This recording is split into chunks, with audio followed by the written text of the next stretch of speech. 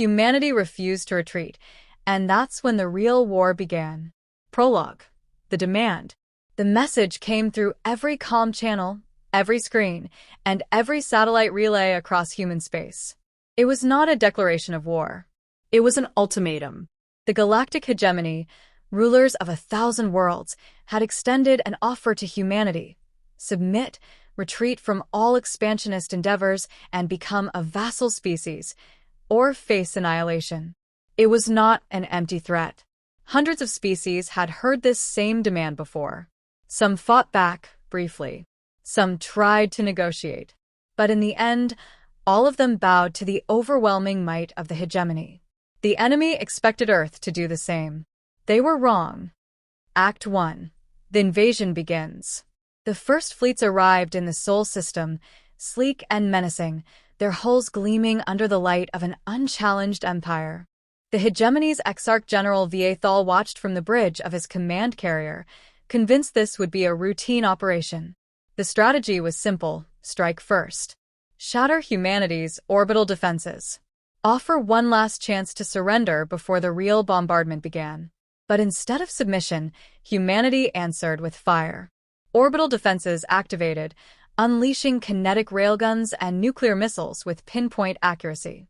Hidden bases on Luna began launching swarms of autonomous drones, filling space with deadly debris.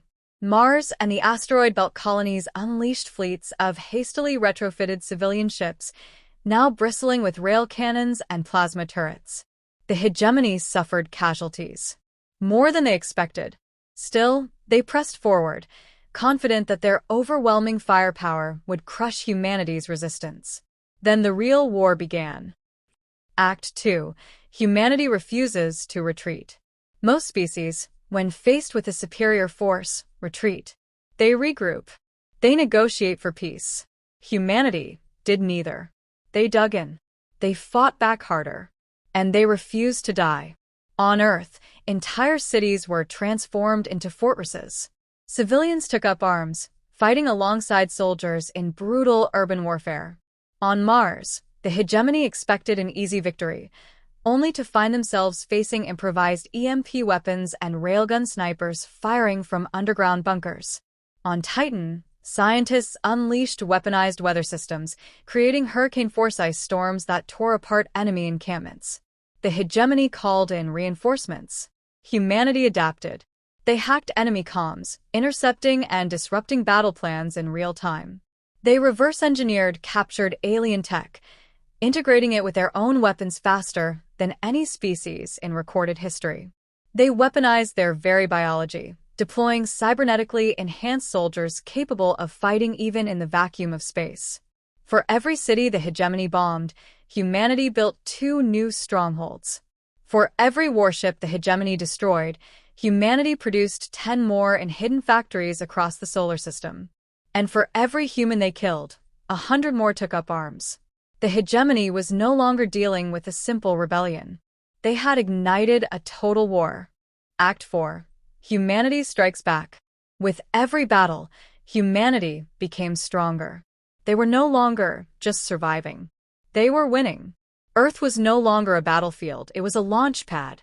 Human fleets, once ragtag groups of retrofitted civilian ships, were now precision-engineered war machines, equipped with weapons that outclassed even the hegemony's most advanced technologies. Then came the final warning, this time from Earth to the hegemony's ruling council. A simple, chilling message. Surrender now, or we will burn your empire to the ground. The hegemony refused. Humanity launched its full-scale invasion. Their warships broke through planetary defenses, leaving entire fleets in ruins. Their soldiers stormed hegemony homeworlds, tearing down statues of their former rulers. Their cyber warriors took control of the hegemony's AI networks, shutting down entire planetary defense grids in seconds. The galaxy watched in stunned silence as the once mighty hegemony collapsed in months. The last surviving hegemony leaders, now prisoners of war, finally understood. They had not started a war of conquest. They had started humanity's war. And humanity never lost a war it was willing to fight. Epilogue. A new era. With the hegemony defeated, the galaxy stood at a crossroads. For the first time in millennia, there was no dominant power ruling over the stars. And humanity, standing atop the ruins of their once great enemy, made a decision that shocked the universe. They did not declare an empire. They did not demand servitude. Instead, they offered something new, a galactic alliance, not built on fear, but on strength, unity, and freedom. Because if there was one lesson the war had taught the galaxy, it was that humanity never backed down, and they would never let tyranny rule again.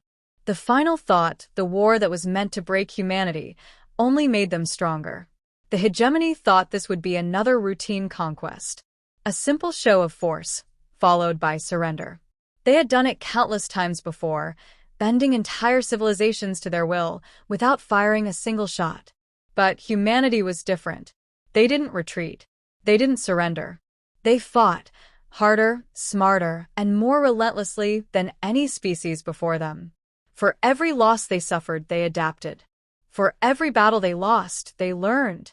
And for every warship the hegemony destroyed, humanity built 10 more.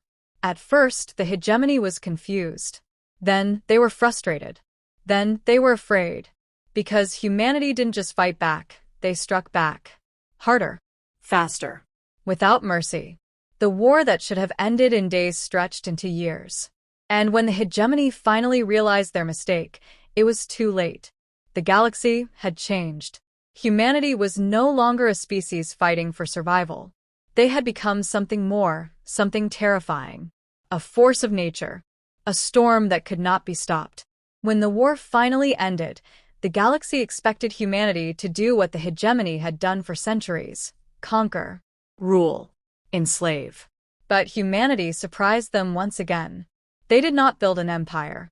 They did not demand servitude. Instead, they offered an alliance, a chance for the galaxy to unite under something greater than fear. Because if there was one lesson the war had taught every species, it was this: humanity never backed down. And they would never let tyranny rule again. Because when humanity refused to retreat, the real war had only just begun.